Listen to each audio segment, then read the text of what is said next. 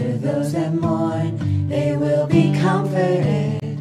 Blessed are those that hunger and thirst for righteousness. Blessed are the merciful, mercy they shall receive.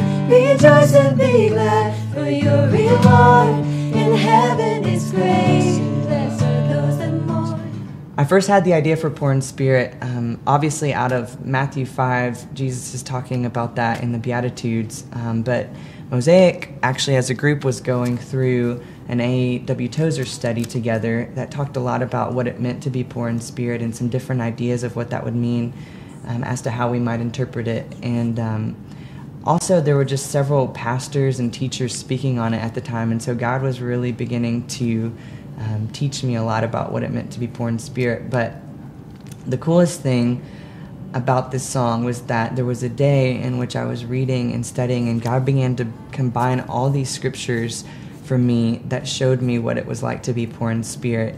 In Mosaic's albums, we talk a lot about truth, and I feel like as my heart was beginning to write this song, God was showing me actually a lot of lies that the world likes to make us believe. And one of the biggest lies, and one of the first lies, and one of the most compelling lies, I believe, is just that we're entitled to something and that we deserve something. And it's interesting to me in Genesis, when Adam and Eve sinned, that is what caused them to first sin, is when Satan made them believe that they deserved something that they weren't getting, and that God was holding something back from them, and then also making them believe that they deserved to be like God, and how in doing those things and then beginning to think it that way and beginning to see that as maybe a truth, they cursed the rest of us in believing that we deserve to be like God. And in doing so, as the song says, we begin to become a God to ourselves, and we begin to decide that we're the ones that have the right to judge what's good and right, even though we know we're not good, and we know that we don't even live up to our own standards of what we believe is morally right. And the most amazing thing, the clincher in all of this to me, is whenever I read Philippians 2, which says, Jesus, who although he existed in the form of God, did not regard equality with God a thing to be grasped, but emptied himself, taking the form of a bondservant and being made in the likeness of men. And the reason why that was such a huge thing for me was because it is so opposite to what Adam and Eve did. They were lied to and made to believe that they would be like God, and that is something they craved after. But Jesus, who, though he was God, and though he is God, and though he really does deserve all the entitlements that come with God, he didn't consider his equality with God something to be grasped and something to strive after, but he emptied himself. And in light of all that, in the light of Christ's humility, I hear him speak to my heart once again, be poor in spirit.